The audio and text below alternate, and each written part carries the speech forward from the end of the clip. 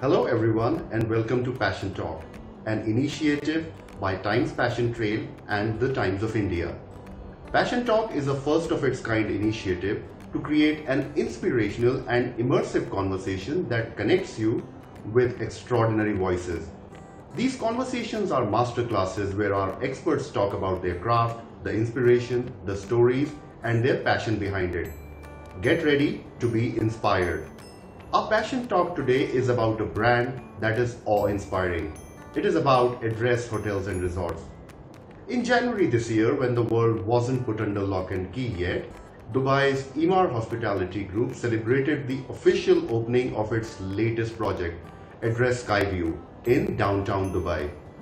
Promising its visitors majestic views of Burj Khalifa and downtown Dubai's unique skyline, Address Skyview is made up of two towers connected by a floating sky bridge in the heart of Dubai. It is Emaar Group's 19th property in the UAE, joining the league of Address Downtown, Address Dubai Marina, Address Boulevard and the others, and is a testament to the group's commitment to continuously place Dubai at the forefront of innovative and luxurious destinations around the world.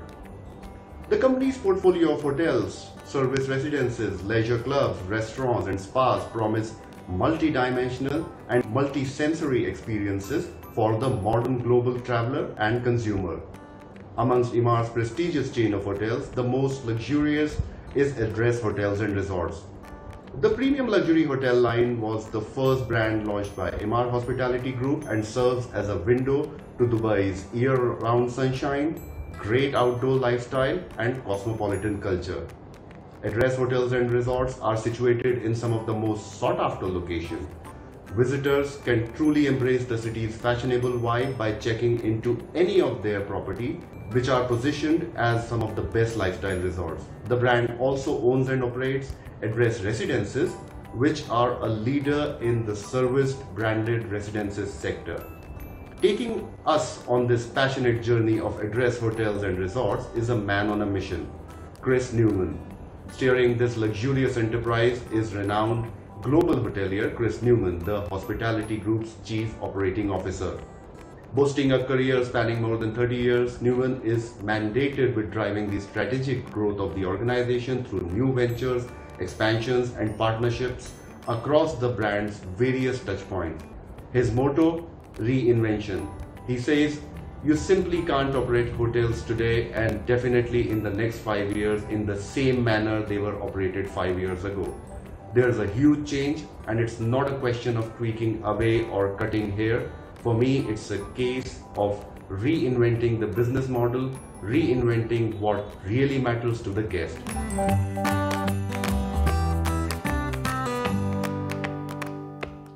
Welcome to Passion Talk, Chris.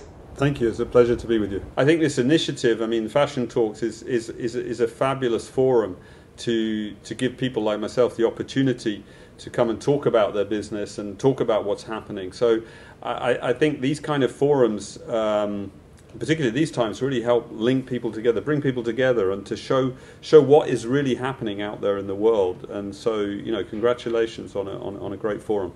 Chris, please take us through this passionate journey of Address Hotels and Resorts. Well, of course, the whole journey started back in 2008 with the launch of our flagship hotel, Address Downtown, which I'm actually privileged to be sitting in this morning.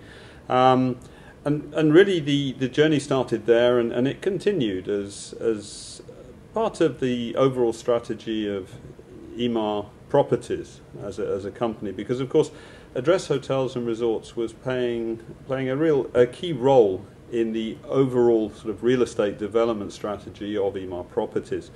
So by creating a luxury lifestyle brand, this was helping significantly in developing a premium on obviously the real estate value for Emaar Properties. So that's how it all sort of initiated with this mixed use Address Hotel, Address Residences model. And it really grew from there, and obviously as the brand did grow, And I'd like to think we were operating some great hotels, and this was being recognised in the market. And then there was a demand, I think, to build more hotels ourselves, and then other people were recognising this as a brand and were looking and approaching us for opportunities then to develop this more as a management company. And then other brands, of course, came along the way. Vida Hotels and Resorts, which sits in the upper upscale segment of the market,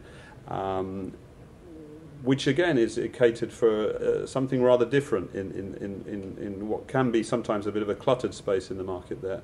And of course, a few years ago, then we entered into the mid-market with a joint venture with Miraz, which was with Rove, in Rove Hotels. And again, this has proved exceptionally successful and a great partnership with Miraz. So, Emaar Hospitality, it all started with Address Downtown, but we've really now come to the point where we are operating hotels across 3 different brands in 3 different segments. And the journey continues, and it's an exciting future ahead. Lovely. And it has been an incredible journey, no doubt. But Chris, we are also facing one of the most unusual times, unforeseen times. So what does the future of travel and hospitality look like to you post the pandemic, and what will it take for the sector to bounce back? Well, of course, that's the $6 million question. And I think, to be honest, no one really knows what it's going to look like. We are in the middle of a crisis. So what I'll share with you is more about my insights, having talked to a lot of key stakeholders in the business. And I think business travel for sure is going to be something very different. I think surveys that are showing have been polled and are showing that companies will definitely rethink how they're going to travel in the future when it comes to business. And I think, obviously, mediums like we're using today are becoming more the norm. And therefore, I think people will rethink the necessity to travel. Can they do this virtually? I think also everybody's been hit. Every company pretty much in the world has been hit. And, of course, is looking at downsizing potential budgets. So, therefore, when that traveller does travel, I think there's going to be a lot more priority on value for money, on cost value sort of propositions that are going to meet the needs of the traveller, whilst at the same time not being too extravagant. So I think this is a part of our business which is going to definitely not look the same, and is going to be really a big challenge. I think to expect those sort of numbers to come back and the levels to come back is probably unrealistic, certainly in the near future. Then if we look at the leisure side of the business, leisure on the other hand I think is something that will come back, and it's definitely going to come back quicker than perhaps we originally thought. That's what I believe. I remain optimistic about that. However, I think clearly safety and security are going to be at the forefront of the decision-making process when people do travel.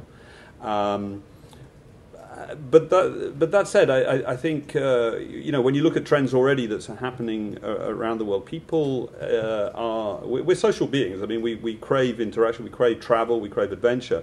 So I think this is going to kickstart sooner than later. Now, if I turn to Dubai specifically, and we look at Dubai here in the UAE. I mean, the government took COVID-19 really head on from the onset, and the measures that they put in place for the safety and security of the people living here, and for the people potentially visiting here, was simply outstanding. I mean, we really are in a destination that is, I would say, is at the forefront of tackling this pandemic. And what it's also done is brought the industry sort of together, and under the leadership of His Excellency Halal Al-Mari, the head of Dubai Tourism, for example, the way he's brought together the various stakeholders, be it the hoteliers, my colleagues, the destination management companies, and of course not forgetting Emirates Airline. And so I would say, it's really about everybody coming together as an industry, and certainly here in Dubai, there is this air of optimism that we're coming back, and we're going to come back really strong, and we're already feeling that, and we're seeing that in booking paces across a number of the hotels for this last quarter. Remarkable. And Chris, your motto is known to be reinvention in various places that you've worked. This is a time that's calling for a lot of looking at our existing business practices, the way we went about doing our work. What's next on that front at Address Hotels? I think again, as a company, we're constantly trying to reinvent things, try and stay one step ahead, and it's a very dynamic industry. And I think, as you rightly said, it's times like this when you really do rethink a little bit your business and where are you today, what are your values, what are your priorities, and what got you to where you are today is not necessarily what's going to get you where you want to go in the future. Now, I think some of the things that I think we embarked on, we saw this already coming at the end of last year. I mean, the business was coming under pressure when you look at it from a supply and demand point of view. And I think, so we introduced initiatives like Operation Next Level for us, which was really completely rethinking how a hotel will be structured going forward in the future, and dramatically losing some of the sort of traditional middle management positions, and really putting the focus totally on the guests now, and looking at how we can empower frontline workers better, reduce those management levels, and create a much leaner, more efficient, more agile workforce of the future. So this is something that we initiated back in actually at the end of last year. So we really are in a position where we're getting ready to implement this across all of the brands, and what this will really mean is that there will be a stronger guest engagement, a leaner structure that will be aligned perhaps now more to the kind of revenue levels that we will get, so that we can remain competitive in the market. But also I think what it is going to show a workforce that is no longer attached to one particular role, one particular title. We created these over the years in the hospitality industry, and no one ever really challenged them. So what we're seeing here is very much a more agile, multi-skilled workforce across the entire organization. We're also going to see a significant reduction in levels, so that we actually get to the point where between a member of staff that's perhaps checking in a guest at a hotel, there's only actually 5 levels between that person and the chairman of the company. So that's really I think something that will be revolutionary in our industry in terms of reducing those layers down. So that's at the hotel level. We're doing similarly an exercise, I guess, at a bigger level across Emaar, who's our parent company. And at a time when everybody's sort of doing this rethinking, there is a huge investment being made in Emaar with external consultants to say, well, let's look at our business now. Let's completely take a step back and look at where do we see the overall company going in the future. And I've been spending hours now working along with my colleagues in the other business divisions, looking at hospitality and saying, okay, what does hospitality of the future look like, and creating a corporate structure around that. Now, at the same time, over 100 of the top leadership across the company have also undergone some very, very rigorous assessments to look at their skill levels. Where are the gaps in these skills? And then thirdly, we working on programs to completely rethink the hiring policy and the strategy of the company on a bar raiser program that will allow us to ensure that the future pipeline of people coming into the company is really at the top of their game. So I think when I look at what's happening as a company, I'm really proud to be part of this company that is making that significant investment both in the organization structure, the people that it has today, and the people that it wants for the future. And I mean, you've talked us through various innovations being implemented at your place, but the hotels have to be a mix of innovation and human touch. How do you achieve that? What is the brand philosophy on that? Well, I think, funnily enough, that's a great line actually. This combination of human touch and technology, and that actually the credit goes to Olivier Harnisch for the previous CEO of Emaar Hospitality, who I think was positioning us very strongly in this future direction around sort of technology and people. So what it really means, I think, is for us is using technology to take out that transactional part of the guest experience, and allowing then us to focus more on guest engagement. So I don't think it's going completely to the point where we say we don't want people in this industry. We're a people industry. People crave that interaction, but it's making that interaction the focal point of the guest experience, and trying to take away the pain points typically that a hotel guest will go through along that journey. So it's an assessment completely of the A to Z of the guest journey, and looking how we can introduce technology to take out the transaction part, to allow our frontline associates to really engage with the guests. And that's what's, during this period, of course, this has all been accelerated quite dramatically. Suddenly everyone's realized that, this needs to be accelerated due to some of the safety and hygiene measures that we're wishing to put in place. So I think, that's not just with us. This is across the industry. I think we're going to see much more innovation and technology driving some of the decision making in the future. Okay. And what are the choices that people have when they choose hotels?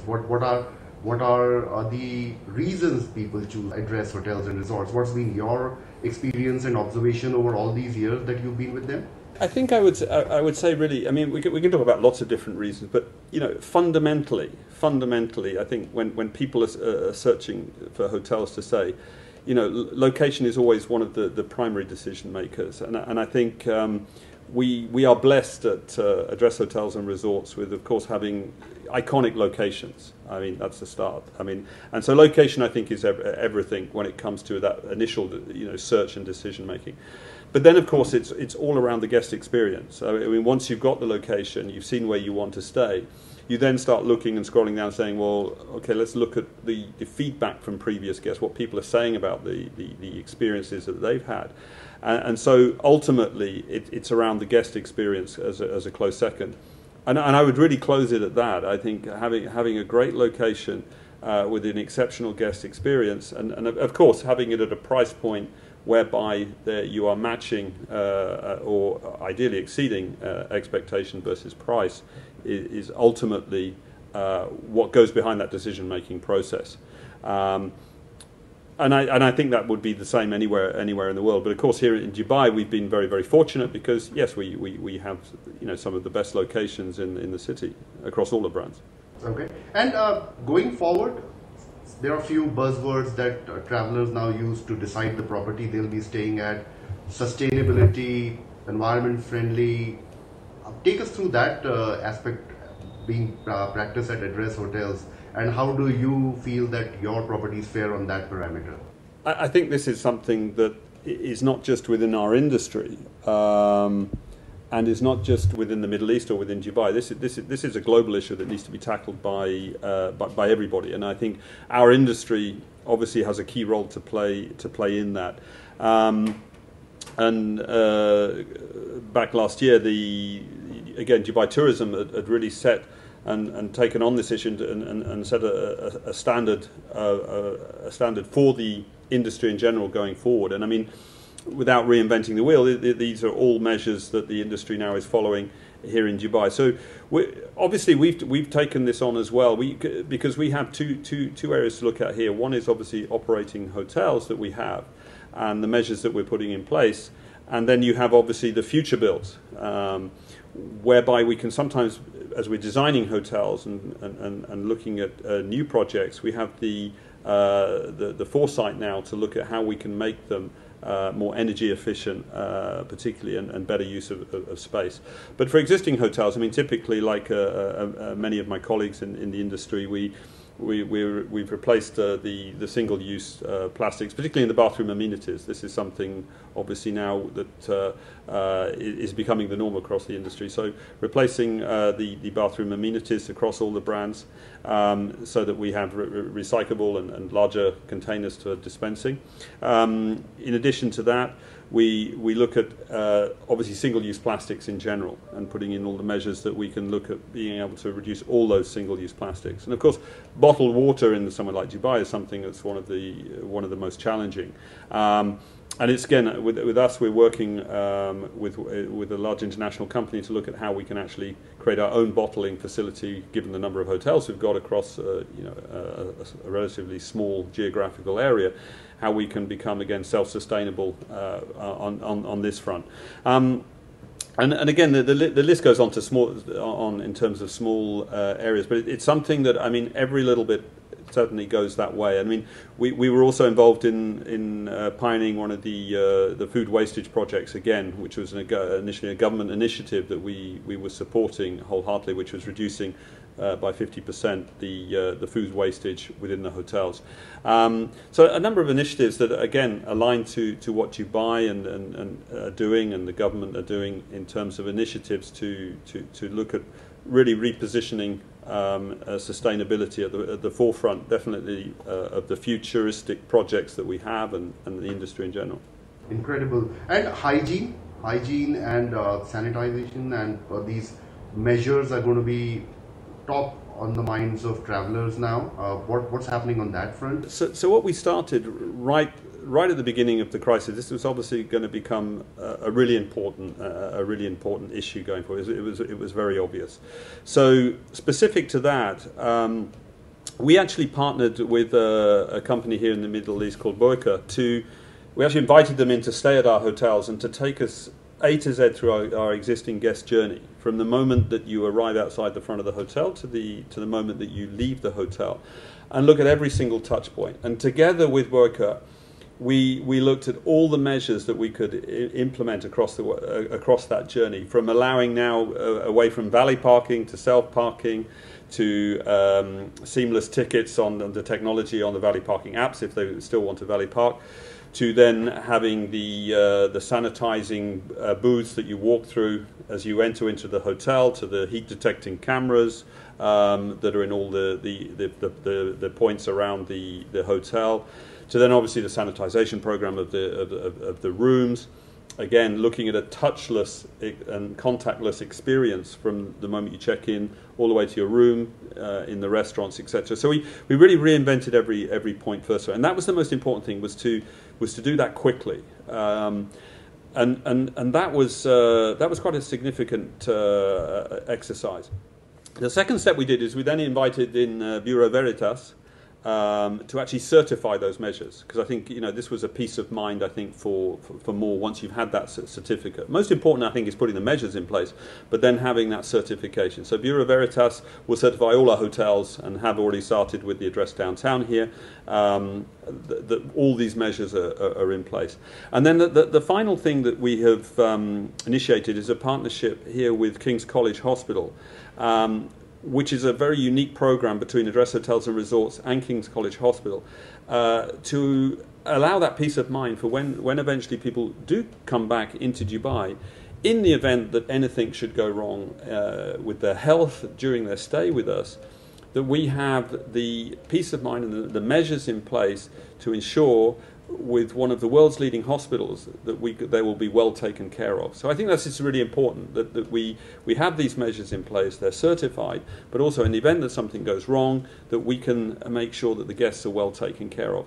But again, this is something that we're doing, but it's again, my colleagues across all the industry here in Dubai have put this at the forefront, and the most important thing for us is that we create Dubai as this incredibly safe, hygienic destination, that you can, from the moment that you step foot on that Emirates airplane, to the arrival at the airport, to the transfer to the hotel, and then your hotel stay, is just of the highest standards in the world. And that's what, in Dubai here, we're all committed as an industry to ensure will be in place. Remarkable. And take us through the experience in your own words. What does it mean to be at Address Hotels as a guest, right from the moment you get down at the airport to the check-in to the stay? What are Address Hotels? Again, we are here. Address Hotels and Resorts and is a luxury homegrown brand, international brand, and we, again, as I mentioned earlier, have iconic locations around Dubai, and so you can expect, of course, a personalised service from the moment that you arrive here in Dubai, to when you come and check into the hotels, with the additions of, as I said earlier, at the moment, all these hygiene measures that are in place, so that you know when you step foot into that car that we've organised, that all the sanitation programs and initiatives that we've taken, and I mentioned earlier, are in place. And so, as I say, it's that seamless experience from the airline to the pickup to the hotels. And of course, in the hotels, what we expect is very much a localized, indigenous and personalized experience for our guests across sort of every touch point. And when I talked about the Operation Next Level we're doing, this is exactly what it is. It was about empowering those frontline associates to create this seamless experience across the guest journey. In addition to that, they can expect to see some cutting-edge technology when it comes to in-room, the in-room automation facilities that we have, and of course, as it was mentioned earlier, that use of technology to provide that human touch in every guest touch point across the journey. Okay, and you said you are expanding in the region. Take us through that journey, the way forward, where all address hotels are going, what's in store? Our current pipeline, we have about another, we're currently, we operate 21 hotels across the various brands today, and we have a pipeline of approximately 30 under development. But that pipeline is primarily, within the region here. So it's within the UAE, and it's within a lot of the GCC areas, and that really much is our focus. I mean, our focus at the moment is to really work very strategically within the region. I would say, again, across the three brands, but of course Saudi Arabia is one of the key markets that we've looked at. It's not that we're looking at. Of course, Emaar historically has had a presence there in Saudi Arabia for years. So we leverage wherever we have the parent company already established in a destination to see how we then can develop the hospitality side of the business. Now, obviously, Saudi Arabia, I think particularly if we look at that, there's two parts to it. You have some of the mega development projects, which are incredibly exciting, what really is happening in Saudi Arabia. And of course, we want to be part of these, these strategic luxury developments. But at the same time, we also see huge opportunity in Saudi Arabia in general, as we see sort of secondary cities emerging with some of the other brands that we operate as well. So I think the future for us is literally to focus on our immediate markets, where we have, of course, that brand recognition, and look at a combination of leisure, a combination of business, and also the brands that we operate, because as I say, different strategies for different segments, even in one particular destination. So yeah, it's an exciting road ahead that we have, that's for sure. That is true. I mean, so many properties in the pipeline. It sure looks like exciting times ahead at Emaar Hospitality. No, indeed. Also, Chris, take us through the journey of food is an integral part of any stay at any hotel. Take us through that journey. What fantastic offerings do we have at Address Hotels and Resorts? How did you conceptualize the food program? What kind of offerings can one expect? I think the food side of our business is definitely something that is radically changing, as particularly here in Dubai, as we see Dubai evolving as a destination.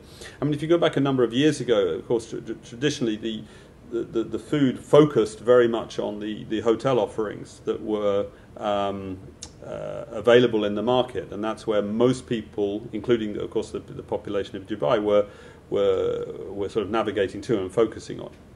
But I think as Dubai has matured as a destination, we see incredible offerings, incredible innovation and creativity now in the food and beverage space.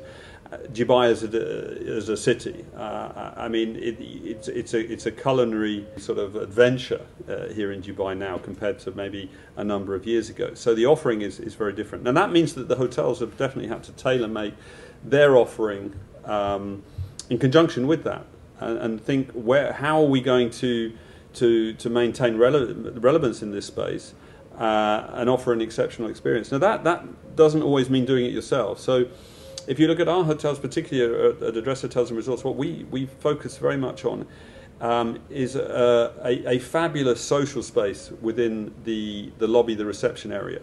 And that's something. It's a meeting point. It's sort of a social lubricant, I guess, for residents, for hotel guests, and for people coming outside as well.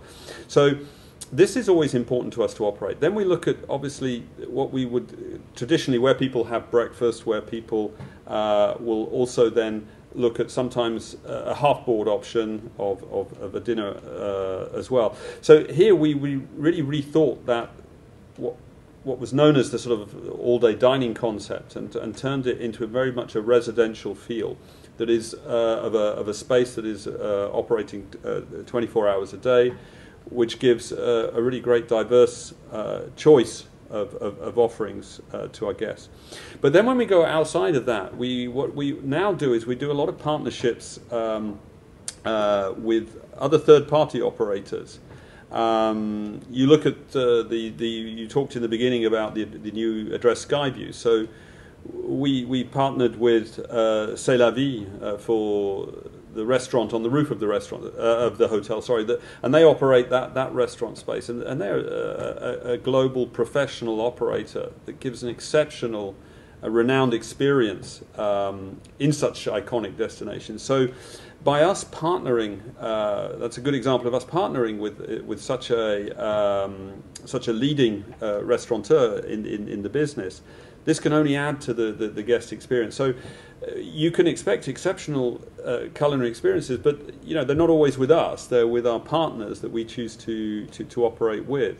And at the end of the day, that's the most important thing. It's about what adds value overall to the guest stay, so that we can keep them within our premises, yes, with the offerings that we have, but also, we also encourage people to go out there and explore Dubai and see what amazing culinary experiences are on offer.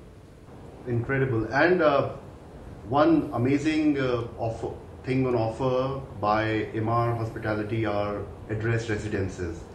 I mean, we can't have a conversation and not talk about address residences. Take us through that concept. Well, of course, that's a key component of how we were initially conceived as a brand, of course. So operating these mixed-use hotel residences is something that I think we do particularly well. It's a complex business. It's not an easy one. But I think it's one that we do well in this part of the world. And I think clearly, when you think of times like these that we've just been through, and sitting here in the Address downtown, where we have approximately sort of 224 guest rooms, but then there's 640 plus residences here. So these people have obviously, during this whole period when they were locked down in our flagship hotel, which I think, this was a classic where they really enjoyed the experiences that we can still offer here. So the premium of being in a luxury hotel enabled them to benefit from the limited facilities we were able to operate during that time. But they were very grateful to at least have a closed garden to walk in, and a lounge to sit in and enjoy outside of their own actual apartments. So the residences will always be a key component of us, and I think we can see that in the ongoing sales of our residential units through Emaar Properties, that they still command a great premium over a standalone residence building because of those great facilities that they get. I mean, when you look at the quality of our spas, our gymnasiums, our swimming pool, the restaurant offerings that they have, I mean, who wouldn't want to live in this kind of building?